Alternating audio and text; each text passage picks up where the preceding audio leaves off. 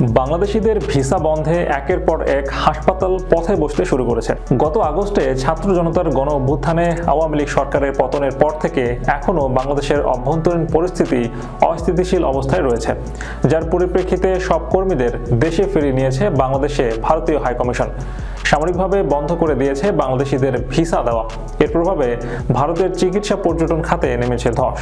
বাংলাদেশিদের ভিসা বন্ধে 50% পর্যন্ত রাজস্ব হারিয়েছে ভারতের হাসপাতালগুলো।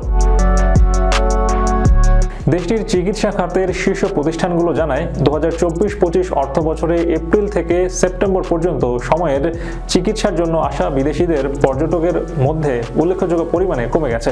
বাংলাদেশিদের আসা কমে যাওয়ায় তারা যেসব হাসপাতালে চিকিৎসা নিতেন সেখানে রোগীর সংখ্যা 25 থেকে 40% কমে গেছে, যা তাদের আয়ের ব্যাপক প্রভাব ফেলেছে। ভারতীয় rating agency CareEdge rating এর সাম্প্রতিক এক প্রতিবেদনে দেখা যায়, ভারতের মোট চিকিৎসা পর্যটকের বাংলাদেশের অবদান 50 থেকে 60%।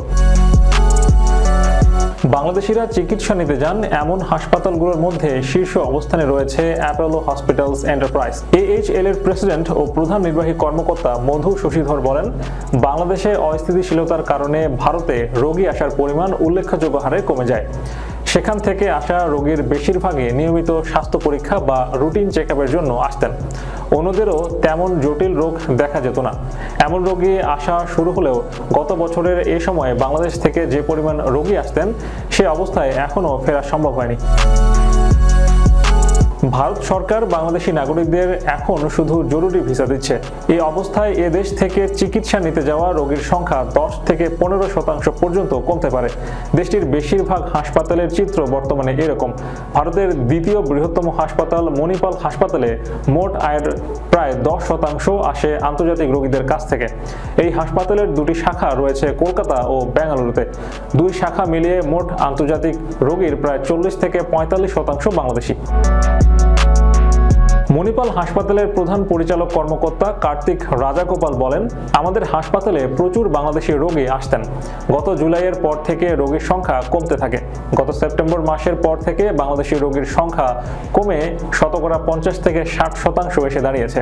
বর্তমানে আমাদের আন্তর্জাতিক রোগীর প্রায় 60% বাংলাদেশি। এছাড়া ম্যাক্স হেলথ কেয়ারের মোট আয়ের 9% আসে আন্তর্জাতিক ব্যবসা থেকে। 2024-25 অর্থ বছরের প্রথম 6 মাসে তাদের আন্তর্জাতিক ব্যবসা 18% বাংলাদেশের বাজার থেকে তাদের আয় কমে গিয়েছে। হাসপাতালটিতে চিকিৎসা নেওয়ার ক্ষেত্রে সহায়তা করতে বাংলাদেশে তাদের একটি কার্যালয় রয়েছে। হাসপাতালটির সিনিয়র ডিরেক্টর ও chief sales and marketing officer Anas Abdul Wajid বলেন, ম্যাক্স হেলথ কেয়ারের মোট আন্তর্জাতিক আয়ে বাংলাদেশের অবদান প্রায় 5%। তবে দেশটির সাম্প্রতিক রাজনৈতিক সংকটের কারণে এই আয় 50% কমে গিয়েছে।